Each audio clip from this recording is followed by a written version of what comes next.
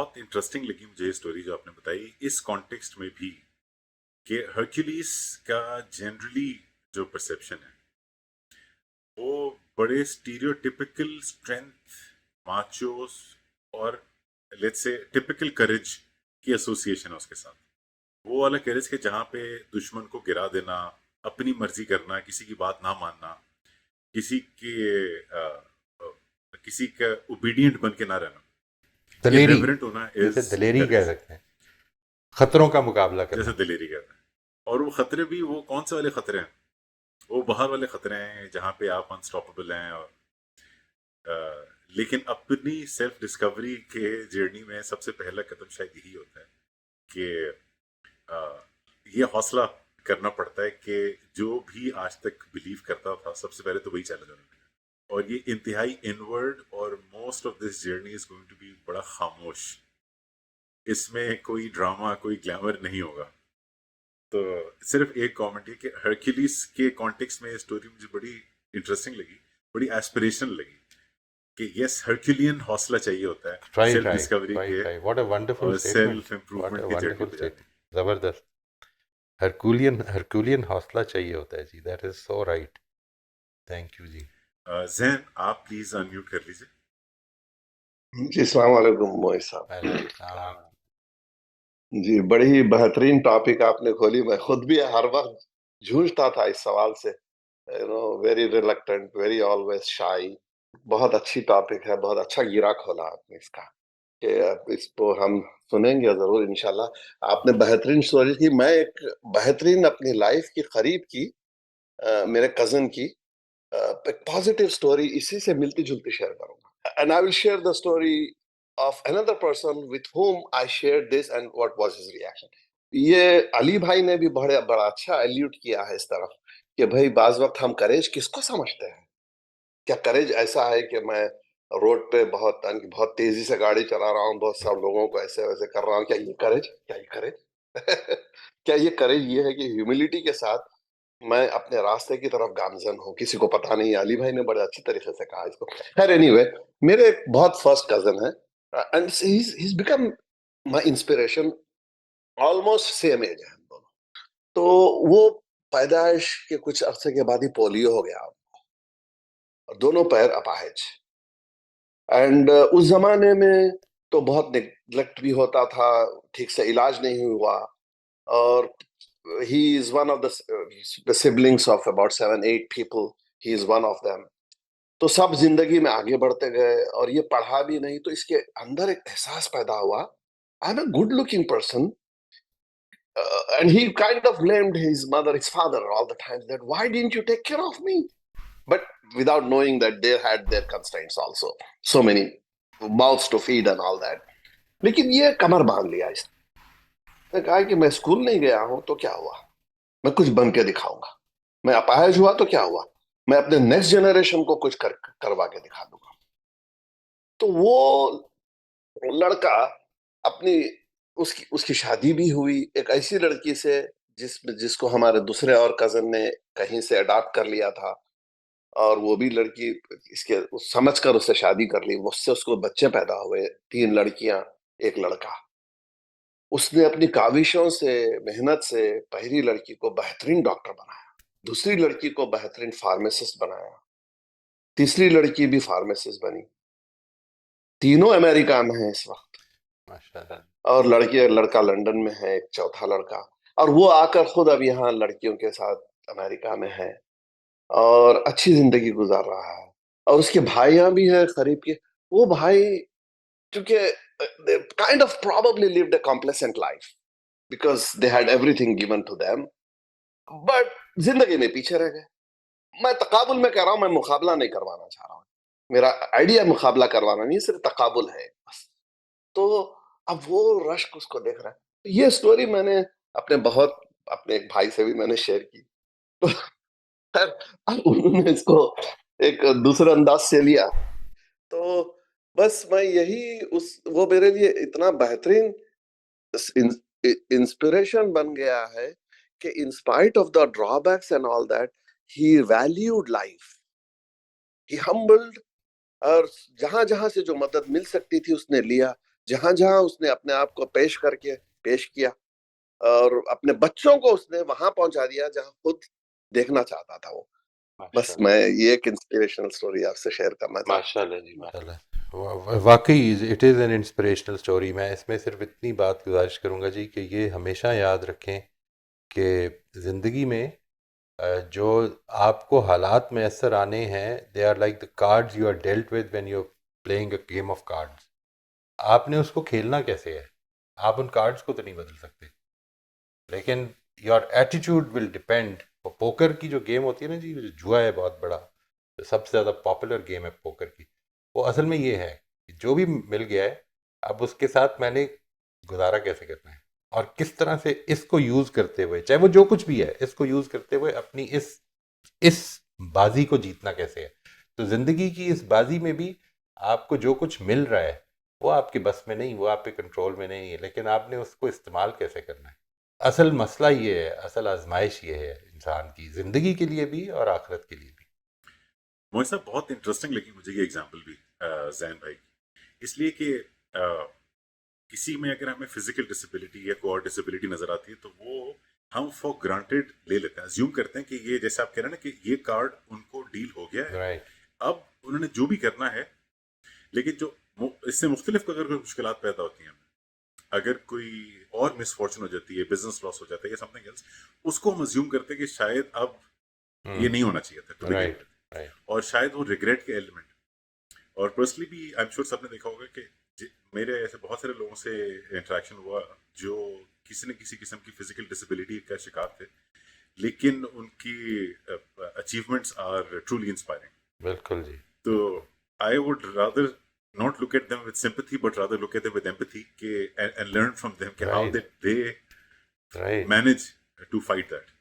I would suggest everyone should see this beautiful young man. In fact, now he would be an old man. I knew him when I was a little younger too. जिसका नाम है निक वॉइचिच। निक वॉइचिच, अगर आपने इसको नहीं सुना हुआ तो इसको यूट्यूब पर सर्च करके सुने। Nick NICK VOJICIC Vujicic. I think he is an inspiration, he is truly an inspiration. उसको सुने और फिर देखें कि क्या होता है हौसला। राफिया आप प्लीज अनम्यूट कर लीजिए। मोहित साहब, मैं आपसे पूछना चाह रही हूँ कि how does one develop the courage to do or say something which is the right thing to be done at a certain instant, but which might have repercussions with your children or relatives, but you feel it is something necessary, or one is scared, or one should back out, or one should go ahead and say face the consequences.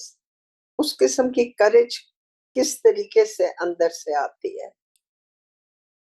इसके बहुत सारे तरीके हैं जी। जो चीज़ आम तौर पर नफ्सियात की लैंग्वेज में कही जाती है, वो उसको कहा जाता है कि विल पावर डेवलप करें।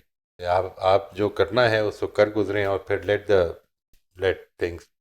Late fate take care of things, और फिर देखें क्या होता है। मोस्ट ऑफ द टाइम्स हम असल में कुछ चीज़ें अज्यूम कर रहे होते हैं कि इसके नतीजे में क्या हो जाएगा। ये जो करेज की कमी है, ये हम we will be talking about it. इसमें जो सबसे बड़े बड़े एलिमेंट्स हैं वो ये कि हमने वो फैसला जो कि हरकुलीज़ ने किया, वो शायद फैसला आज तक किया नहीं कॉन्शियसली, वो फैसला हम कर नहीं सके क्योंकि उस फैसले के अंदर कुछ ऐसे स्टेप्स हैं।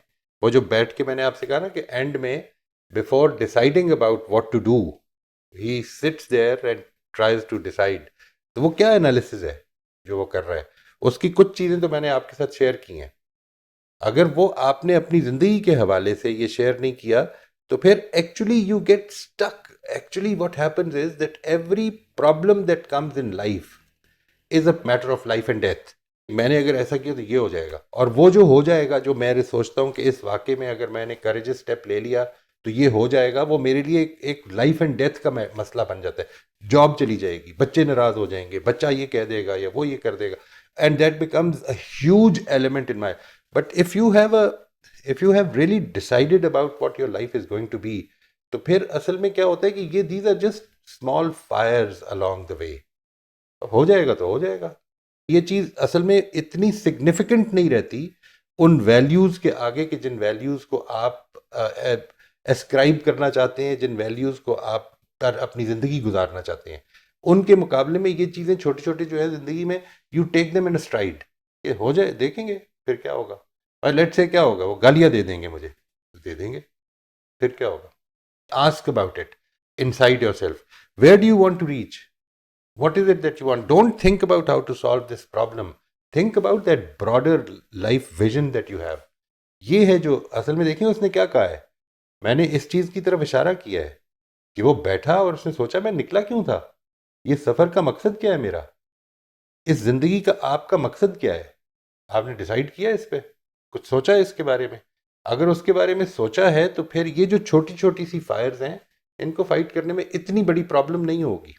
लेकिन अगर ये नहीं सोचा तो फिर आज सोच लें, इसलिए क्योंकि इसके बाद एक और फायर पड़ेगी और आपको वो भी ज़िंदगी और मौत का मसला लगेगी। And every time such things happen you will be stuck, you won't have that that resilience to fight it out. यहाँ पर मैं इसलिए क्योंकि वो जो एक विजन मुझे देती है करेज, वो मौजूद नहीं है। Am I making myself clear, ji? Did I answer your question? See, what I mean is, if I take the courage, for example, it's like I have to give somebody a medicine which might have repercussions, but what I understand, it's very good for the person, but it could have repercussions. So there is the danger of facing the repercussion. What if something goes wrong? It will fall back on me. But ये फैसला तो आपने नहीं करना ना, ये तो doctor ने करना है ना। तो आप जानते हैं कि रिपरकशंस होंगी ना, आप जानते हैं कि नहीं होंगी, वो डॉक्टर ने आपको कहा है, आप उसके हिसाब से बता दें लोगों को। अगर वो आपका फैसला आपके हाथ में है तो do take the right decision, फैसला कर लें। और अगर आपके हाथ में नहीं है, किसी और के हाथ में, तो फैसला करने वाले को बता दें। ये तो असल में इस इशू का मैं तो आपसे ये कह रहा हूँ कि ज़िंदगी में ये जो टॉपिक हम ज़ेरे बहस ला रहे हैं वो ये नहीं है कि हम इस वक्त मौजूद इश्यूज़ को कैसे हैंडल करें, वो असल में इससे ऊपर है। वो ये है कि हमने ज़िंदगी के सफ़र को गुजारना कैसे है, उसमें ये इशू भी आ जाएगा। अगर मैं इस इशू पर फोकस करके अपनी ज़िंदगी की स्ट्रैटेजी बनाऊंगा तो मुझे वो एक वो कैसे, वो ऐसे लगेगा जैसे जैसे वो कहते हैं, एक मिसाल है ना कि गोल खाने में चौकटी मेख लगाने की कोशिश होगी। You will be plugging in a round hole with a square nail, and that is not a very good thing to do. आपकी ज़िंदगी किस तरह चल रही है, अभी तक हौसले में चल रही है, आपके पास हौसले की वजह है, अगर है तो हौसले वाले फैसले कर लें, उसमें आप फिर ये पूछ नहीं रहे होंगे। लेकिन अगर नहीं चल रही तो फिर जिस तरह अभी चल रही है उस तरह गुजारे, वरना you will be taking too much of a risk. Doctor ने तो कहा है, बट रिपरकशंस के चांसेस भी हैं, बट सक्सेस के भी बहुत चांस है। राइट। सो वो जो डर है, हिम्मत नहीं हो रही कि क्या करूं, दैट करेज, वही लैक ऑफ करेज की बात हो रही थी। जो इस वक्त आप समझते हैं बेहतरीन है वो कर दें। फ्यूचर तो ना वो जानता है ना कोई और जानता है। आप नहीं करेंगे तब भी आपके ऊपर आ जाएगी बात कि आपने ये क्यों नहीं किया जब डॉक्टर कह रहा था, और करेंगे तब भी आपके ऊपर ये तो असल में आप अपने एक्शन को डिटर्मिन कर रहे हैं कि कहीं ऐसा ना हो जाए, उस तरफ करेंगे तो कहीं ऐसा ना हो जाए, और उस तरफ करेंगे तब भी कहीं वैसा ना हो जाए। तो इसमें तो you are bound to be in against a wall. आप कुछ भी नहीं कर सकेंगे। या तो आप ये एक्शन लें, कर क्या सकते हैं, write down your options and take the best option if you are the one to decide. If you're not, you see, हम फैसले करते हैं, गलतियां भी होती हैं। जिस वक्त हमें ये लगता है कि गलती हो जाएगी तो लोग हमें बुरा भला कहेंगे, फिर क्या होगा, वो कहेंगे बहुत इररिस्पॉन्सिबल है आप, फिर क्या होगा। Be prepared for the consequences. खुदा ना खास्ता, if something goes wrong. Be prepared for the consequences. Take your decisions diligently in the best interest of everyone, or especially the best interest of the patient. बाकी होता रहेगा। हम chemotherapy देना शुरू करते हैं, उसके नतीजे में बहुत सारे उसकी प्रॉब्लम्स हो जाती हैं, तो इसलिए उसको रोकते तो नहीं है, आदमी तो फिर भी मर जाता है। यानी ऐसा तो नहीं है कि हम इलाज करते हैं तो अल्टीमेटली एक आदमी अब मर ही नहीं रहा क्योंकि इलाज हो गया था। नहीं, जिंदगी ने तो ऐसे ही चलना है, इसी तरह इसको लेना चाहिए। और जो नहीं ले रहा उसकी बात इतनी इंपॉर्टेंट क्यों आपके लिए? Why is it so important that a person who is not accepting that life and death go along together, वो ये समझता है कि नहीं मेरे बाप को या मेरी बहन को या मेरे भाई को या मेरे दोस्त को तो मरना ही नहीं है, तो वो अपनी बेवकूफ़ी का इलाज कराए। वो आपको क्या कह रहे हैं? इंसान को मरना है, वो बेहतरीन इलाज करा के ही मर जाएगा और बगैर इलाज के भी ठीक हो जाएगा। बच्चों का मसला हो जाता है। ठीक है, I understand, thank you so much. नहीं, लेकिन आप इसको बहुत गौर करें that what I am saying is not, I am not giving you any solutions. I am only telling you to do the best thing that you can in the moment. Leave the rest to God. It is, I mean, leave the rest to God. Yeah, it is always in God's hand. We have to leave the rest to God. और कोई option ही नहीं है।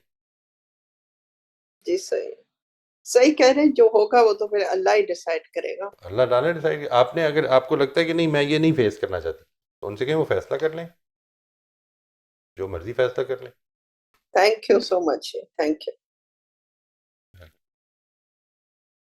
मोहित साहब, एक aspect जो राफिया बहन के comment से पर्सनल लाइफ स्टोरी से ख्याल आया मुझे, वो ये था कि एटलीस्ट पर्सनली अगर मैं ओपनली शेयर करूं, one of the most difficult things I have had to do in life, मुख्तलिफ मौक़ों पे जहां हौसला असल चैलेंज था, वो था of letting go of something. और लेटिंग गो इन द सेंस कि किसी चीज पे कंट्रोल, किसी आउटकम के अंदर अपना स्टेक, कुछ ना करना एट टाइम्स।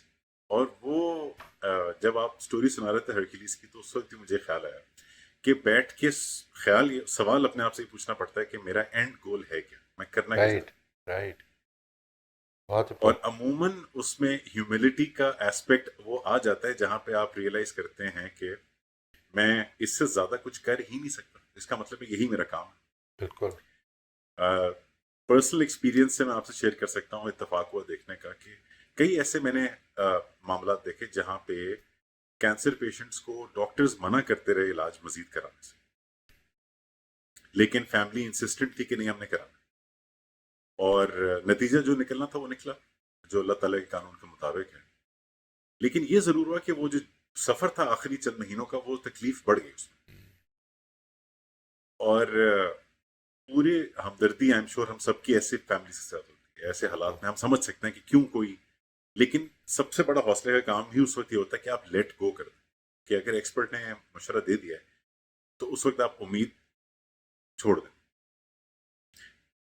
ये भी हौसले का एक पर्सपेक्टिव है, ह्यूमिलिटी से कनेक्टेड। एब्सोल्युटली, हर जगह पे देखिए ह्यूमिलिटी ये बताती है कि मुझे दूसरे से भी सुन लेना चाहिए, मुझे दूसरे की बात सुनना चाहिए। मैं I am not a know all, और I am not big enough कि मेरा हर फैसला जो है वो लाजमन ठीक होना है, गलतियां भी होनी है, ये सब चीज़ें मान लूँ मैं।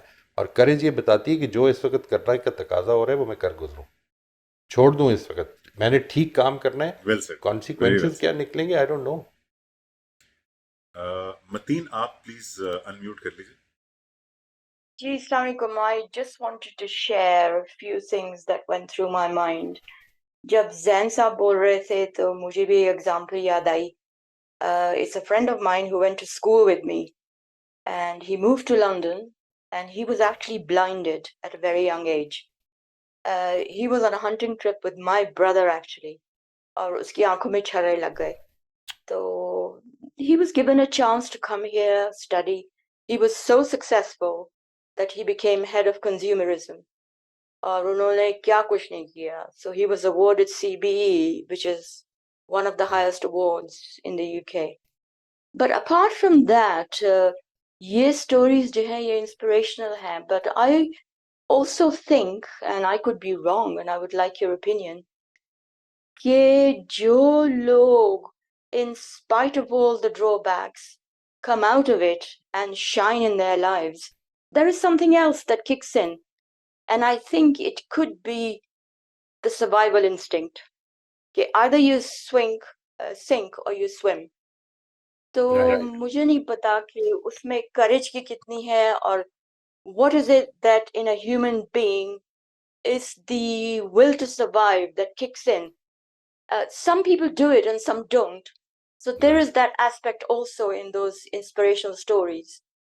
और जब मैंने राफिया जी की बात सुनी तो मुझे ये ख्याल आ रहा था perhaps it might be a good idea to have a session on real problems, because I feel, and again I could be wrong, that when people relate a problem in a session like this, they may not be able to explain 100% to you what it's all about, and we may get a bad idea. So those of us who are willing to share live personal examples or not personal examples can actually discuss them and we can take them apart. Very good, very good. Wonderful idea, ji. I actually, because I know Rafia for a long time, and we've been having private sessions also for a very long time. I know her problems, most of the problems, and आज भी जो इनकी अभी मेरी जो इन्होंने बात फरमाई है वो मुझे मेरे इल्म में है कि क्या सिचुएशन है, तो मैं उस मालूमात की बुनियाद पर मैं जवाब दे रहा हूँ। इसलिए ऐसा नहीं है कि मैं जानता नहीं हूँ सिचुएशन को। I rest assured that I do know, otherwise I would not have categorically said that these are the things that you should, but the most important thing is to understand कि ज़िंदगी में अगर आपने अपनी सफ़र की, अपनी journey की destination या अपनी जर्नी की डायरेक्शन डिसाइड नहीं की है, तो हर उठने वाली प्रॉब्लम, कभी किसी मुसाफिर का पानी गिरा देना, कभी किसी और की प्रॉब्लम क्रिएट कर लेना, कभी मेरे अपने पेट में दर्द हो जाना, कभी सर में दर्द हो जाना, कभी कुछ दिखना बंद हो जाना, ये सारी चीज़ें जो हैं ये मुझे उस अल्टीमेट डेस्टिनेशन के वजह से हौसला देती रहेंगी। आपकी बात बिल्कुल ठीक है, ये हौसला ऐसा नहीं है, मैं तो असल में एक उसूली बात कर रहा हूँ, वरना ऐसा नहीं है। इंसान के अंदर इतनी शानदार अडेप्टेबिलिटी है, ही इज़ सो अडेप्टेबल कि अगर उसकी प्रॉब्लम कोई पैदा हो जाए आज, जिसकी वजह से उसकी जो नॉर्मल ज़िंदगी गुजर रही थी उसमें रुकावट पड़ जाए, तो वो उसमें कुछ अरसे के बाद अडेप्ट कर लेता है या टोटल हौसला हार जाता है। Yeah, you're absolutely right. मेरा actually आपके जवाब की तरफ इशारा नहीं था. You gave absolutely the right answer, that you can only do so much and then you have to leave it. And when you need to use the courage, and आपने बिल्कुल सही जवाब दिया. I was actually thinking of us working as a group, because I don't know the ins and outs of the person speaking. They may not be able to relate in a short instance everything that's behind the scenes. So what you are aware of, the rest of us, at least I'm not.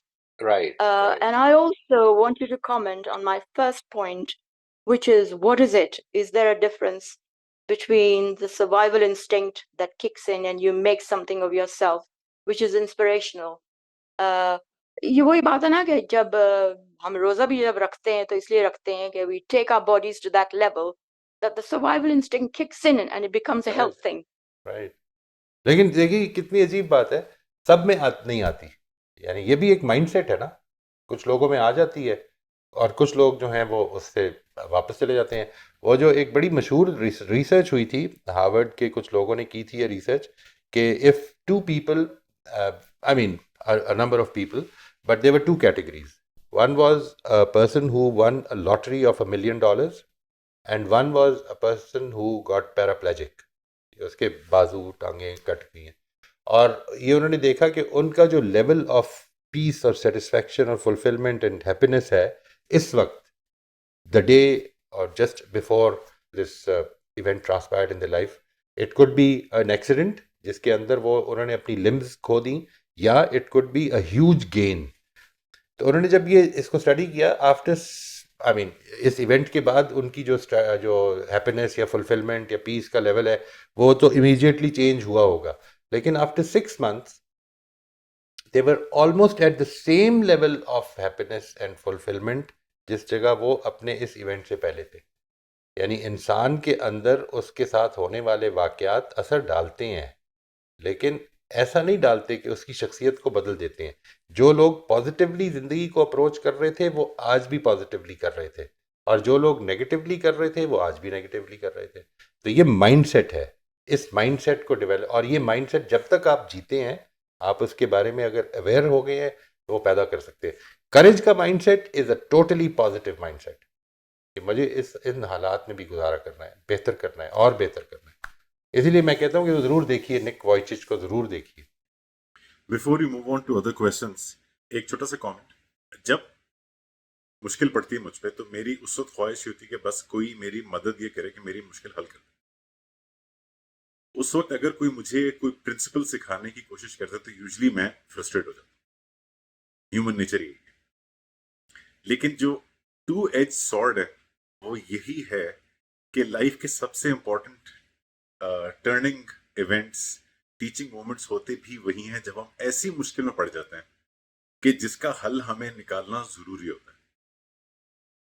तो the humble submission मैं जो भी असल में I am trying to make is कि yes for sure, अगर ऐसा session हम प्लान कर सकते हैं जहाँ पे लोग आके मोई साहब से अपनी एग्जैक्ट स्पेसिफिक प्रॉब्लम शेयर करें, मशवरा करें, तो वो बहुत यूजफुल होगा। लेकिन मेरी हम्बल सजेशन ये होगी कि ये जो इस वक्त हम कर रहे हैं शायद ज़्यादा यूजफुल है, क्योंकि यस जो भी इस वक्त यहाँ पे ऐसी मुश्किल लेके बैठा हुआ है कि जो चाह रहे, जो हावी हो चुकी है, परवेसिव हो चुकी है उनकी लाइफ के ऊपर, वो यकीनन ये चाह रहे होंगे कि उनकी मुश्किल फौरन हल हो जाए। और अल्लाह ताला से दुआ है कि अल्लाह ताला जो भी ऐसी किसी मुश्किल में फंसा उसके मसला हल कर दे इंशाल्लाह फौरन।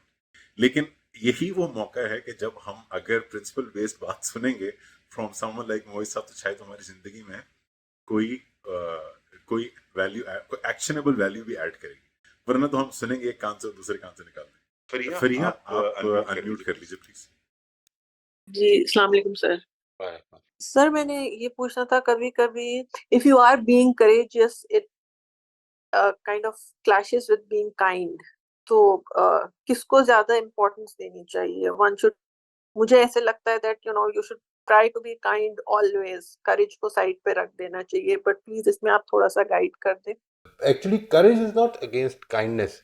मैं आपसे अर्ज करता हूँ, इसकी प्लेसमेंट ठीक कर लेते हैं।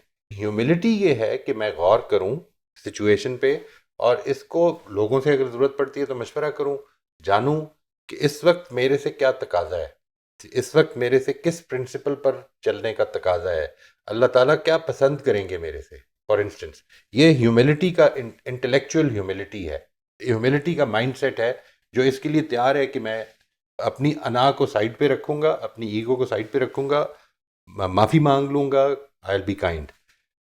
अब ये जो आपने फैसला किया है, इसको कर गुजरने के लिए करेज चाहिए। ये है दोनों का ताल्लुक। ह्यूमिलिटी बेसिकली एक इंटेलेक्चुअल अप्रोच है जिंदगी की, और करेज उस इंटेलेक्चुअल अप्रोच को फॉलो थ्रू कर देना उस पर। काइंडनेस का प्रिंसिपल जो है वो करेज से नहीं टकराएगा, वो असल में इससे टकराएगा कि आप ऐसा मॉरल डायलेमा है जिसका शिकार हैं कि जिसमें आपको लगता है कि you can either be kind और be bluntly truthful. For instance, ये मिसाल हो सकती है, अगर दोनों सूरतों में whatever you decide, this is humility, this is deliberation, कि आपने इन दोनों का एनालिसिस करके ये डिसाइड करना है कि क्या मुझे काइंडनेस इख्तियार करनी है या ब्लंट ऑनेस्टी इख्तियार करनी है। वंस यू डिसाइड दैट, और उसके बारे में आप इत्मीनान कर लेते हैं कि ये मेरे प्रिंसिपल्स के ऐन मुताबिक है, तो फिर now courage is what will allow you to go through with that decision. Courage का तकाजा काइंडनेस के साथ भी हो सकता है, और करेज का तकाजा ये भी हो सकता है कि आपको ब्लंट ऑनेस्टी इख्तियार करनी है। ये तो उससे डिपेंड करेगा कि आपने उस मॉरल डिलेमा को रिजॉल्व कैसे किया है। तो बात में, I hope I am making my self clear, is it all? बात वाजे होगी जी। यानी यूँ समझ लें कि humility and courage, both these attributes या क्वालिटीज़, ये बेसिकली उस माइंडसेट को बयान कर रहे हैं जो प्रिंसिपल सेंटर्ड होने के लिए ज़रूरी है। ये और कोई, ये प्रिंसिपल्स में से, यानी मैं इनको हमेशा जब प्रिंसिपल्स की लिस्ट आपके साथ शेयर करूंगा, अगर कभी ज़िंदगी में मौका मिला, तो इनको मैं ऊपर लिखता हूँ कि ये प्रिंसिपल्स हैं। मसलन ऑनेस्टी, मसलन ग्रैटिट्यूड, ये प्रिंसिपल्स हैं। मसलन काइंडनेस, ये वो प्रिंसिपल्स हैं जो आपको जज करना है कि क्या इस वक्त काइंडनेस की ज़रूरत है, ऑनेस्टी की ज़रूरत है, ग्रैटिट्यूड की ज़रूरत है। अब जिस चीज़ की भी ज़रूरत है, इसको जानने में ह्यूमिलिटी चाहिए और इसको कर गुजरने में करेज चाहिए। ठीक है, thank you sir, thank you, समझ आ गई। आज से शायद 25 साल पहले एक जॉब इंटरव्यू दे रहा था मैं, and the gentleman sitting over there, वो मेरी ही यूनिवर्सिटी के सीनियर थे। तो when I went in and I got introduced, तो मैं एक्सपेक्ट कर रहा था कि थोड़ी काइंडनेस होगी उससे, तो ज़ाहिर है थोड़ी अफिलिएशन होगी। उन्होंने पूरे इंटरव्यू में तो जो करना था वो किया, उसके एंड पे उन्होंने मुझे एक मशवरा दिया जो मुझे आज तक याद है. उन्होंने कहा कि I will not give you this job because you are a rocket trying to lift off without enough fuel. One of the most heartbreaking days I remember. इतना बुरा लगा मुझे. और I went back and I was obviously devastated. लेकिन उस दिन के बाद it prove to be the biggest kindness he could have shone to me. आज तक याद हूँ. और मुझे आई होप कि जिंदगी में कभी मुझे उनसे मुलाकात का मौका मिल जाए दोबारा तो मैं उनका शुक्रिया अदा करूँ. बहुत अच्छे. कि वो इतना जरूरी था मेरे लिए. उसने मेरे सालों बचा लिए. बहुत अच्छे, बहुत आला. और even if he didn't want to, you know, maybe he was not being kind, but when you look at it from another perspective, you see that it was a very kind gesture on his part. So now you basically what is happening is कि वो जो जिंदगी ने आपको उस job को नहीं हासिल करने दिया, वो ultimately what you realize today is कि वो basically आपके लिए बहुत अच्छा हो गया. तो वो जो काइंड असल में है पीछे जिसने सब कुछ ही कंट्रोल करना है, उसकी काइंडनेस पे तो कभी भी शुबा ना करें, क्योंकि बहुत से मौके ऐसे आएंगे ज़िंदगी में जब अभी नहीं पता चलेगा कि इसमें क्या है खुदा की रहमत. बाद में पता चल जाएगा. और अगर ज़िंदगी के अख्ताम तक ना पता चले तो ये इसलिए क्योंकि ज़िंदगी ने तो जर्नी के तौर पे ख़त्म हो जाना है. आपको आखिरत में पता चल जाएगा कि कितनी काइंडनेस थी हर फैसले में. जिसने बड़ी बड़ी तकलीफ पहुंचाई उसमें भी कितनी काइंडनेस थी. Rafia, I think you wanted to say something. नहीं, सिर्फ I wanted to thank Mateen, and I just wanted to mention that my husband is very sick and I needed to give him a medicine, but my children are abroad. So that is where I was saying lack of courage, because this medicine can have very good effect, but it can also have very bad effect. So that is what I was asking Moisab, how do I get the courage to do it and then face the repercussion. So Mateen, basically, thank you so much. Thank you. अल्लाह ताला बहुत मदद करेगी, आसानियां पैदा फरमाए. Fatima, I think you want to say something. Please go ahead, unmute कर लीजिए. अस्सलाम वालेकुम. करेक्ट. आई डोंट नो, मुझे टाइम समझ नहीं आता. मुझे ऐसा लगता है कि सच बोलना जो है ना एक करेजियस एक्ट होता है. लाइक अगर कोई मुझे ये भी पूछ रहा है कि तुम्हारा क्या हाल है और मेरा हाल ठीक नहीं है, मेरा मूड ऑफ है, तो मुझे लगता है कि मैं झूठ क्यों बताऊं कि मैं ठीक हूँ. बट देन फॉर लाइक मेरी लाइफ में वो प्रॉब्लम बन जाती है मेरे लव्ड वंस के लिए, and I have to face criticism for that. तो मैं बहुत कंफ्यूज हो जाती हूँ कि क्या ऐसी छोटी छोटी बातों पे फिर झूठ बोल देना चाहिए. वो मुझे भी बहुत लाइक आई डोंट फील कि ये सही होता है. आपको सच ही बोलना चाहिए. And it just becomes a very confusing situation because for me being truthful is very important. I think try to reinterpret the question. It's like, you know, when the British they say how do you do, they don't really want you to tell them how do you do. ये बात समझ में आ रही है आपको? इसका जवाब ये नहीं होता कि आई एम फाइन. इसका जवाब होता है हाउ डू यू डू. ये असल में कुछ हमारे एटिकेट हैं जिसको कि हम सिर्फ इसलिए फॉलो करते. राइट. इसको सिर्फ इसलिए फॉलो किया जा रहा होता है कि ये अच्छी नॉर्म्स हैं, यू नो. मैं आई एग्री, ये they are not good at all and they don't have a good impact on you. सिर्फ इसलिए कर रहे हैं लोग. वो पूछते हैं आपसे कि और फातिमा आपका क्या हाल है, और आप बताती हैं कि मेरी कल रात को नींद ही नहीं आई बिल्कुल. क्या तुम हर वक्त शिकायत करते, यू नो. ये एक अजीब सी चक्कर. Maybe what they want you to tell is सब ठीक है ना, और अगर नहीं है तो ठीक कह दो. They don't really want to know how you are. पूछा मुझसे, जिसने पूछा वो जेन्युइनली कंसर्न्ड होके उन्होंने पूछा, because I was looking down and he was like बेटा आप घर जाना चाहती हैं, आपकी तबीयत ठीक है आज. तो बिकॉज मैं उनसे मिलती रहती हूँ तो ही कुड सेंस कि कुछ प्रॉब्लम है. Right. सो उस पॉइंट पे मुझे लगा कि may be a genuine response is fine. और फिर क्या हुआ जब आपसे उन्होंने ये पूछा and this was your interpretation, तो फिर क्या हुआ? एंड तो मैंने बोल दिया कि अंकल मेरा मूड ऑफ है, और फिर उन्होंने कहा कि बेटा आप घर चले जाओ ना. सो So my husband had an issue with that कि तुम्हें सच बोलने की क्या जरूरत थी, because obviously I was in my in-laws. तो अच्छा and I was like, अब एक बंदा मुझसे पूछ रहा है तो मैं झूठ क्यों बोलूं? But he wanted to like save his image or something. And ये मेरे साथ अक्सर होता है, like ये मेरे साथ अक्सर होता है in-laws के साथ interaction में, राइट जो कि मेरे लिए काफी फिर वो प्रॉब्लमेटिक हो जाता है। फिर उन्होंने मुझसे जब शाम को पूछा कि अब मूड ठीक है, तो वो मैं समझ गई कि ये अब एक सोशल कर्टसी है, तो I was like yes uncle अब ठीक है। राइट असल में ये जो ये जवाब छोटी है ना छोटी चीजें they confuse me. I would suggest कि इसमें थोड़ी सी ना थोड़ा सा डीपर जाकर देखिए। ये जो मूड ऑफ है ना, it does not say anything. आपको कुछ कंसर्न्स हैं, कोई कोई जहन में कोई चीज़ इस वक्त चल रही है, something is bothering you. Mood off होने की वजह ये भी हो सकती है that you might be feeling very sad, you might be feeling you know disrespected, you might be feeling people are being indifferent.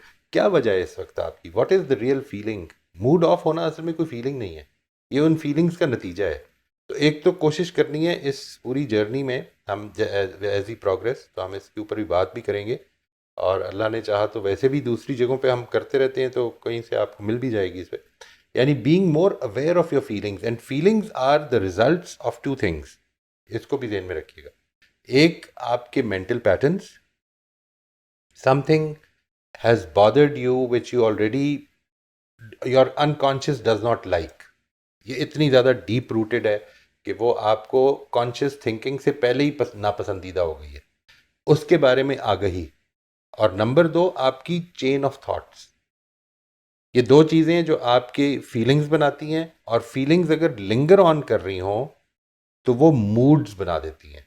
जो चीज़ समझनी है वो ये कि मूड्स लोगों को समझ में नहीं आएंगे, लेकिन आपकी थॉट, आपके मेंटल पैटर्न्स, आपकी फीलिंग्स, ये ज़्यादा वो एसोसिएट कर सकेंगे। मैं लोगों से आप पूछें how are you feeling today, तो उसका जवाब देते हैं गुड। मैं भी दे देता हूँ ये, आई एम फीलिंग गुड, जबकि there is no feeling called good.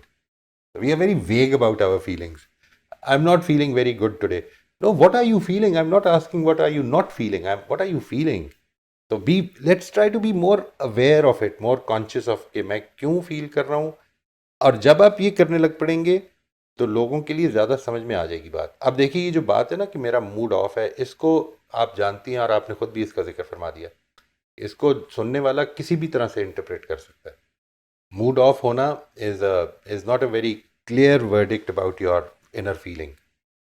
वो आपने वेग जवाब दिया है, और शायद वेग ही देना पेश नज़र हो, लेकिन जब आप वेग जवाब देते हैं तो फिर इंटरप्रिटेशन के लिए आप you have no reason to complain कि भाई किसी ने क्यों ऐसा समझा है। फिर जिस तरह जो समझना चाहते हैं, क्योंकि जवाब ऐसा था। एक आदमी कहते हैं मुझे गुस्सा चढ़ा हुआ है, तो अब आप उसके बारे में ज़्यादा से ज़्यादा जो उसके बारे में इन्फ्रेंसेस ड्रॉ करेंगे वो ये करेंगे कि गुस्सा क्यों चढ़ा हुआ है, या गुस्सा है, या फ्रस्ट्रेशन है, या इरिटेशन है, may be he is not clear about it, इसके बारे में तहकीक कर रहे हैं। लेकिन मूड ऑफ तो किसी भी वजह से हो सकता है ना। दैट्स अ ह्यूज डोमेन जो आपने खुली छोड़ दी। तो मेरा ख्याल है कि इसके बारे में अल्लाह ने चाहा तो इंशाल्लाह इस अवेयरनेस से आपको फ़ायदा होगा, बहुत फ़ायदा होगा, अल्लाह ने चाहा तो। राय अदनान, आप प्लीज अनम्यूट कर लीजिए। अस्सलाम वालेकुम मोहित साहब, कैसे हैं? खैरियत से? ठीक आपने सर एक सवाल जो है ना वो मेरे माइंड में आ रहा है, पता नहीं मैं आपको समझा पाऊंगा या नहीं। मुझे ना कभी कभी ऐसा लगता है, मैं काफ़ी देर से आपके साथ मतलब वो जर्नल वगैरह भी लिख रहा हूँ, सब कुछ है, लेकिन मुझे पता नहीं क्यों ऐसा फील हो रहा है कि मैं मतलब अच्छा बनने का ड्रामा कर रहा हूँ, मतलब ना खुदा के लिए। कुछ फीलिंग्स आ रही हैं, लेकिन बस मुझे हर टाइम प्रिंसिपल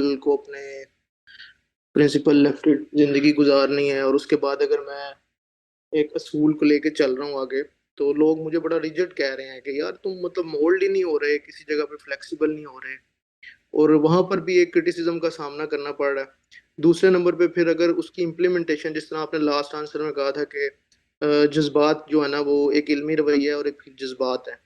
जज्बात जो हैं वो उसकी एग्जीक्यूशन के लिए हमें मतलब चाहिए होते हैं, मतलब कोई इल्मी रवैया समझ आ गया, लेकिन अब उसको आपने इम्प्लीमेंट करना है तो उसके लिए जज्बा ही काम करेगा। तो जब आप एक जज्बाती रवैया अपनाते हैं तो उस सेंस में भी आपको क्रिटिसाइज ही किया जा रहा है कि आप बहुत जज्बाती हो गए यहाँ पे। तो इसको हम किस तरह से ओवरकम कर सकते हैं? मतलब ये एक मतलब कंफ्यूजन है यहाँ पे कि इंसान एक इल्मी रवैया अपनाए, फिर भी क्रिटिसिज्म है, अच्छा बन जाए फिर भी क्रिटिसिज्म है।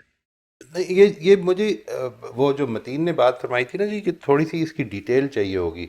मैं आपकी जो टर्मिनोलॉजीज़ हैं इनको पूरी तरह से अभी समझ नहीं पाऊंगा, इस तरह नहीं समझ पाऊंगा। आपको थोड़ा सा डिटेल में बताना पड़ेगा कि मसलन आप क्या काम कर रहे हैं, इसमें किधर आपको महसूस होता है कि आप रिजिड, या किधर लोग कहते हैं कि आप रिजिड हो रही हैं। ये थोड़ा सा समझाएं मुझे। मैं आपको बताता हूँ, मैं क्वालिटी इंजीनियर हूँ, ठीक है। मुझे राइट। साइट पे स्टैंडर्ड की इम्प्लीमेंटेशन चाहिए, कोड की इम्प्लीमेंटेशन चाहिए, उसमें मैं स्टिक हूँ, ठीक ठीक है। है। उसके हवाले से जो आपने हमें असूल दिए थे पिछले दिनों, ऑनेस्ट रहना है आपने, मतलब ये हमारे जो असूल हैं, इसकी जब इम्प्लीमेंटेशन करते हैं तो लोगों लोगों के साथ ही हमारा एक, कह लें कि एक हमारा लोगों के साथ ही ताल्लुक कायम होता है जो जो हमारे नीचे भी काम कर रहे हैं। लेकिन जब हम अपने असूल की बात करते हैं तो उस टाइम क्रिटिसिज्म होता है कि यार ये बंदा तो बिल्कुल ही रिजिड है, एम्बेंडेड है, ये कभी किसी की बात नहीं सुनता, ठीक है। और हालांकि मतलब आप ये भी एक बहस ये भी है कि जब हम ज्यादा असूली हो जाते हैं ना तो फिर सोल्यूशन नहीं निकाल पा रहे होते हैं, मतलब फ्लेक्सिबल नहीं होंगे तो उसमें फिर एक डिप्लोमेटिक वे से हम उसकी सोल्यूशन नहीं निकाल पा रहे होते। हम कहते हैं कि भाई मेरा मेरा मेरी ये डोमेन है, मैंने इसी के अंदर काम करना है। तो जी। उस सेंस में फिर सोल्यूशन नहीं निकल रहे, कंस्ट्रक्शन के काम रुका हुआ है वहां पे कि बस ठीक है जी, एक बंदा ट्रबल मेकर है और उसने ट्रबल क्रिएट की हुई है। अगरचे कि वो सही है, अपनी जगह पर राइट है, वो बात सही कर रहा है, लेकिन ये कोई वे नहीं है कि बस ठीक है अब उसका सोल्यूशन भी तो निकालो ना। राइट। आपने आप मेरा पॉइंट समझ रहे हैं? राइट। जी समझ रहा हूँ। देखिए ये जो आप बात कर रहे हैं, मैं जो समझा हूँ, पहले तो मैं उसको आपसे शेयर करता हूँ। मैं आपको एक सोसाइटी के या लॉ के गिवन स्टैंडर्ड्स हैं जिन पर कंस्ट्रक्शन के काम को परखना है। ये आपके स्टैंडर्ड्स नहीं हैं। आपको असल में वो स्टैंडर्ड सोसाइटी ने या और इदारे ने या लॉ ने दे दिए हैं। ऐसा ही है ना जी? बिल्कुल ऐसे ही है। अच्छा, अब जैसे सवाल ये जैसे मोर स्पेसिफिक मैं मतलब अरामको में एज ए क्वालिटी इंजीनियर हूँ, तो हमारे अपने कुछ स्टैंडर्ड है अरामको के। मेरा जो मेन रोल है वो उन स्टैंडर्ड की इम्प्लीमेंटेशन करवाना है कॉन्ट्रैक्टर से, मतलब कॉन्ट्रैक्टर हमारे अंडर काम कर रहे हैं। राइट। तो उसमें मैंने अपने स्टैंडर्ड को देखा, साइट पे इम्प्लीमेंट नहीं हुआ तो मैंने उसकी वायलेशन डाल दी, according to that standard you are violating the requirement.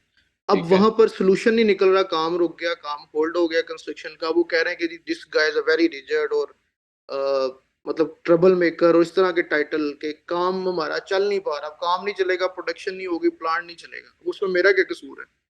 और ये सिर्फ एक कंस्ट्रक्शन की नहीं सर, अब ये नॉर्मल लाइफ में भी जब हम अपने किसी प्रिंसिपल को इम्प्लीमेंट करते हैं तो वहां पे वो जो है ना जी, वो जिस वक्त हम अपनी नॉर्मल लाइफ में अपने प्रिंसिपल को इम्प्लीमेंट करते हैं तो वहाँ पर ये गुंजाइश हर हाल में रखनी चाहिए कि मैं दूसरे का पर्सपेक्टिव भी सुन लूँ। असल प्रॉब्लम क्या है? प्रॉब्लम ये है कि यहाँ पर अगर स्टैंडर्ड्स हैं तो या तो वो आपको उनको बुलाएं जो ये कह रहे हैं ना कि आप बहुत रिजिड हैं, उनको बुलाकर ये पूछें कि ये जो स्टैंडर्ड है क्या आप इसको क्या समझे हैं, मैं इसको ये समझाऊँ, मुझे बताएं कि मैं किधर गलती कर रहा हूँ। ये जब वो आपसे एक्सप्लेन करेगा और वो ये मान लेगा कि हाँ यहाँ पर प्रॉब्लम हुई है, तो अब प्रॉब्लम को इग्नोर कर देना। आज जो पाकिस्तान की सिचुएशन है ना जी, मैं आपसे अर्ज करता हूँ, वो असल में ये है कि हमने वो जो रिजिडिटी आप कह रहे हैं कि आपने इख्तियार की है, वो की नहीं। हमने किसी चीज़ के भी स्टैंडर्ड को, किसी क्वालिटी को भी मेंटेन करने के मामले में कोई उसूल भी सामने नहीं रखा। फ्लेक्सिबिलिटी के नाम पे हमने सब कुछ ही बर्दाश्त कर लिया। हमने सैंपल्स कुछ भेजे, प्रोडक्शन कुछ भेज दी, और उसके बाद ये कहा कि पाकिस्तान के खिलाफ हैं सारे। हम लोगों की जो प्रॉब्लम है वो ये कि हम इस प्रोजेक्ट के अंदर, आज जो मेरा प्रोजेक्ट है, इसी पे सारा मुनाफा अपनी ज़िंदगी भर का कमा लेना चाहता हूँ। मेरे सामने असल में नाम क्रिएट करना, मेरे सामने रिप्यूट क्रिएट करना, ये इशू ही नहीं होता। तो जब ये सिचुएशन है तो इसमें आपको जो इस वक्त मिल रही है, उलामे मिल रहे हैं ना, जो तमगे मिल रहे हैं, वो समझ लें आप कि ये वही तमगे हैं जिसके बारे में अरीते ने, उस वर्च्यू की गॉडेस ने उसको, हरकुलीज को वाजे कर दिया था कि ये मिलेंगे इस रास्ते पे। लेकिन इसको हमेशा याद रखें कि वो स्टैंडर्ड असल में आपने जो इंटरप्रेट किया है स्टैंडर्ड, उसके बारे में लोगों से पूछ लें क्या मैं गलत इंटरप्रेट कर रहा हूँ। देखें, ये स्टैंडर्ड है, इससे नीचे नहीं एक्सेप्टेबल। एक इंच भी नीचे नहीं एक्सेप्टेबल। लेकिन क्या मैं स्टैंडर्ड को ठीक समझ रहा हूँ? इसके बारे में ओपन रहें, फ्लेक्सिबल रहें। अगर वो कहते नहीं आप ये नहीं ठीक समझ रहे, तो उसको ले जाते हैं, उसको किसी बड़े के पास ले जाएं, किसी थर्ड पार्टी के पास ले जाएं और समझा दें। इसके बाद जब स्टैंडर्ड मुतय्यन हो गया तो स्टैंडर्ड पर रिजिड रहना ही प्रिंसिपल का तकाजा है। आप इसी के लिए मुतय्यन किए गए हैं, यही पोजीशन है आपकी। कट कर रहा हूँ सर, वो इंटरप्रिटेशन एक्नॉलेजमेंट है, सब कुछ है, वो बिल्कुल ठीक समझा जा रहा है, लेकिन उसके बाद जो रिस्पॉन्स आ रहा है ना, आप इस पॉइंट से समझें कि मतलब मैं सॉरी कि उसको फिर कुछ सराहा नहीं जा रहा इस बंदे को, मतलब समझ रहे हैं, मतलब आपने काम तो रुकवा दिया ना। अब वही चीज जब मैनेजर के पास आती है ना, तो मैनेजर उसको बड़ा डिप्लोमेटिक वे में देखता है, और अच्छा क्या कर सकते हैं, थोड़ा ले दे सकते हैं, क्योंकि अब काम भी चलाना है, प्रोडक्शन भी है, सब कुछ शट डाउन पड़ा हुआ है, तो वहां पर उसको ज्यादा अप्रिशिएट किया जा रहा है, वहां पे आपका सूल चला गया है। करें करें, वो अप्रिशिएट करें। देखें, आप मैनेजर से पूछ लें कि मुझे बता दें कि मेरी किधर तक फ्लेक्सिबिलिटी है। मुझे आपने you have to be answerable. वो जो कह रहा है, अगर तो वो किसी उसूल पर कह रहा है तो उतनी फ्लेक्सिबिलिटी भी शो करना शुरू कर दें। जो प्रॉब्लम है वो ये कि अपने स्टैंडर्ड्स को इसलिए नहीं आपने एडजस्ट करना कि इसके नतीजे में काम चलता रहेगा, काम बेड़ा गर्क हो जाएगा। क्वालिटी प्रोड्यूस करनी है हमने, इसीलिए आपको हायर किया गया ना। तो मैनेजर मैनिपुलेट कर रहा है। नहीं, आप देखें Manipulate मैनिपुलेशन में तो अगर आप ये आपकी राय है कि वो मैनिपुलेट कर रहा है, अगर ये राय है तो आप उसके साथ नहीं, आपको मतलब छोड़ना पड़ेगा तो छोड़ देंगे। यानी जो जिम्मेदारी आपको दी गई है आपको उसको दयानतदारी से अदा करना है। That is it. अच्छा, वो आपकी रिटन डाउन है कि ये स्टैंडर्ड्स हैं, इनकी एडहेरेंस को, इनकी कंप्लायंस को आपने असेस करना है और उसमें आपने दयानतदारी से करना है काम। चलिए जी, thank you so much everyone.